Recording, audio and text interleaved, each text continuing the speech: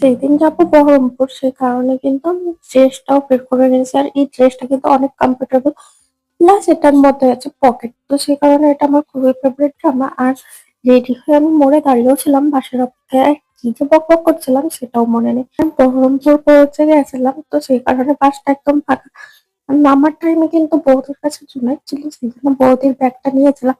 আর আমার তো বিরিয়ানি করতে গিয়ে হাতটাই বসা পড়ে গেছিল, মানে ফুলকো লুচি ভেজে ফেলেছিলাম, তো ব্যাগটা না একদম নেমে গেছে। আর ওটাও না একদম মানে পুরোটাই মানে কি বলে না, ছিলকা উঠে গেছিল, তো আমার খুবই ব্যথা করছিল। এখানে আমি আবার কাকুর দোকানে চা খাচ্ছিলাম। এই কাকুটা অনেক সুন্দর, মানে আমার মনের মতো চা বানায়। আর কাকুর দোকানে আমি প্রায় চাটা খেয়ে থাকি।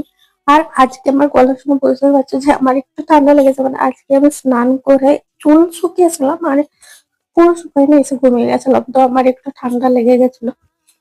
আর এখানে